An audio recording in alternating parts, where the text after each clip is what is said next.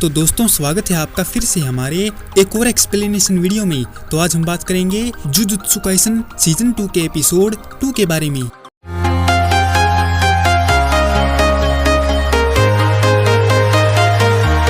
Episode की शुरुआत में हम देखते हैं कि गेटो चाय बना रहा है और स्टार प्लाज्मा वेसल उसके पास सेफ है और बगल ही में गेटो के कर्स क्यू ऑफिसर कोकुन को पकड़े हुए हैं और उसको किस करने में लगे हुए हैं। कोकुन शापित आत्मा की किस को रोकते हुए गेटो से भीख मांगता है कि वह क्यू ग्रुप और इस कॉन्ट्रैक्ट दोनों को छोड़ देगा, लेकिन गेटो उसकी एक नहीं सुनता। तो कोकुन गेटो को बायर की धमकी देता है, जिस पर गेटो बायर की पिक्चर दिखाकर बोला कि ये रहा तुम्हारा बायर जो धूल चाट रहा है। दूसरी तरफ हम तोजी फुशिगुरो को देखते हैं। टाइम वेसल एसोसिएशन के बिचौलिए शियुई कोंग तोजी से मिलता है, जिसे स्टार प्लाज्मा वेसल का शिकार करने के लिए रखा गया था। तोजी ऐसी रेस पर दांव लगा रहा है जिसे वह कभी नहीं जीतता। शियू पूछता है कि तोजी स्टार प्लाज्मा वेसल का पीछा ना करके यहाँ रेस में क्यों बैठा है, और तोजी बताता है कि वह गोजो का सामना नहीं कर पाएगा।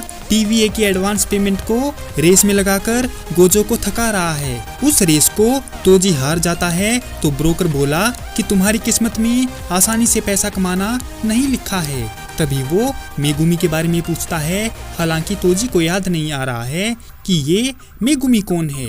स्टार प्लाज्मा वेसल के साथ होटल में वापस आकर गोजो और गेटो बातें करते हैं कि क्या उन्हें इस लड़की को डॉक्टर के पास ले जाना चाहिए।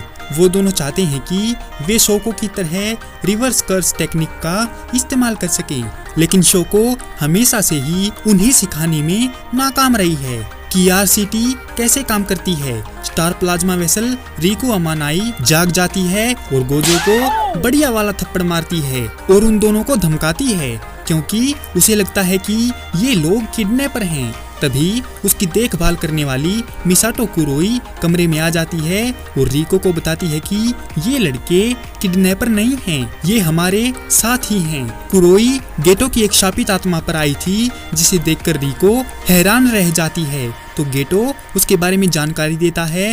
रिको मास्टर टेंगन से मर्ज होने की बात पर बड़ी बड़ी डींगे मारती है, जिस पर वह दोनों कोई रिस्पॉन्स नहीं देते और बोले कि हमें नहीं लगता कि तुम जैसी गुस्सैल लड़की का स्कूल में कोई दोस्त होगा। स्कूल का नाम सुनते ही रिको स्कूल भाग जाती है। इसके बाद वो सभी रेनचोकू गर्ल्स जूनियर हाई स्कूल जाते हैं। वहाँ गोजो यागा को फोन पर कहता है कि उन्हें लड़की को लेकर जुजुत्सु हाई में लौट जाना चाहिए, वो वहाँ ज्यादा सेफ रहेगी।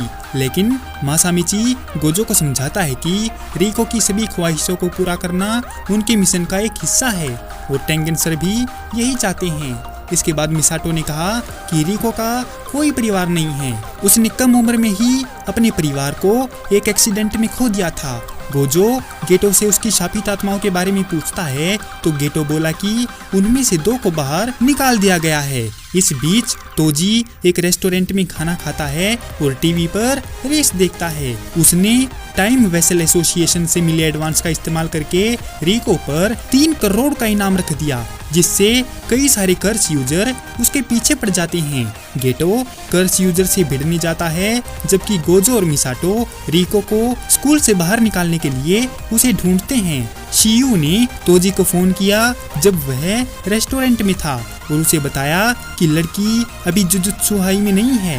वह तोजी को यह भी याद दिलाता है कि अगर उस लड़की को किसी और ने मार दिया तो उसे टीवीए का दिया हुआ एडवांस वापस करना पड़ेगा। इतना ही नहीं, बल्कि टाइम वेसल एसोसिएशन ये क्लेम कर सकता है कि वे तोजी को कॉन्ट्रैक्ट देने से पहले ही इनाम रखकर ये काम करवा सकते थे और रिको के मरने के बाद उसे बची हुई पेमेंट भी नहीं मिलेगी। तोजी ने ब्रोकर को समझाया कि सातोरू गोजो कई सालों में लिमिटलेस और 6 साइज दोनों आइकॉनिक तकनीक पाने वाला पहला इंसान है।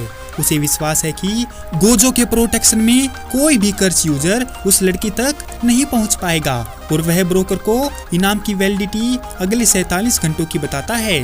टाइम आउट होने के बाद तोजी चाहता है कि उसके 3 करोड़ पैसे वापस मिलें।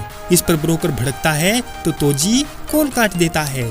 हम वापस से रिको के स्कूल में जाते हैं, जहां गेटो का सामना एक बूढ़े कर्स यूजर से होता है जो 2 नॉर्मल शिकिगामियों को बुलाकर रखता है तभी गेटो शापित आत्माओं को बुलाता है और कर्स यूजर को पता चलता है कि वे शिकिगामी नहीं हैं बल्कि शापित आत्माएं हैं। उस बूढ़े को लगता है कि गेटो को नजदीकी मुकाबले से डर लगता है और गेटो की शापित आत्माएं उसके शिकिगामियों से ज्यादा ताकतवर हैं। तो वह एक प्लान बनाना शुरू कर देता है, लेकिन तभी अचानक गेटो एक बड़ा क्रीमी जैसा कर्स बुलाता है और वो कर्स बूढ़े कर्स यूजर को निगलने दौड़ता है और उसके पीछे की खिड़की से घुस जाता है। जब गेटो को लगा कि बूढ़ा मर गया है, तभी अचानक बूढ़ा हमला करने के लिए खिड़की तोड़कर अंदर आता है। तो गेटो एक छलावा पैदा करता है जिसमें उस बूढ़े की 50 साल की जिंदगी उसकी आंखों के सामने से गुजर जाती है। जब उसके पिता उसको पैसे नहीं देते थे सिर्फ इसीलिए क्योंकि उसको अभिशाप दिखते थे।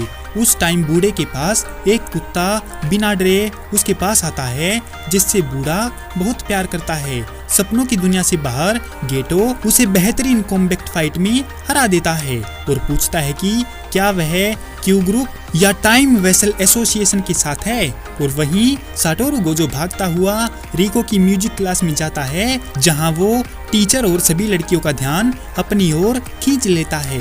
वो सभी की सभी गोजो पर लट्टू हो जाती हैं, यहाँ तक कि टीचर तो उसको अपना नंबर भी दे देती है। इसके बाद कुछ ही देर में गोजो रिको के साथ वहां से चला जाता है और रिको को समझाता है कि यहाँ कर्स यूजर हैं और यहाँ रुकना ठीक नहीं है। इतना बोलकर गोजो रिको को लेकर उड़ता हुआ स्कूल की छत से भागने लगता है, लेकिन तभी बैग मास्क वाला एक आदमी साटोरू गोजो को रिको को ले जाते हुए देखता है। मिसाटो कर्स यूजर आदमी का सामना करती है और उस फाइट में उसको बढ़िया वाला धो डालती है। तभी गेटो भी वहां आकर उसको दबोच लेता है और उसकी हिम्मत की दाद देता है और साथ ही गोजो को फोन करने की कोशिश भी करता है। गोजो उससे पूछता है कि क्या किसी ने रिको पर इनाम रखा है, जिस पर गेटो बोला कि डार्क वेबसाइट पर कर्स यूजर्स के लिए रिको के सिर पर एक इनाम रखा गया है जिसकी टाइम आउट वैलिडिटी अगले दिन सुबह 11 बजे है। उनकी ये बातचीत इस बात को पक्का करती है कि रिको पर इनाम होने की वजह से वो सभी कर्स यूजर्स का टारगेट है और तभी उस आदमी की बॉडी अचानक से पिघल जाती है। गेटो गोजो को कर्स यूजर उनके पीछे पड़े होने की इंफॉर्मेशन देता है, लेकिन वह और रिको तो पहले से ही उसी कर्स यूजर्स के 4 क्लोन से घिरे हुए हैं।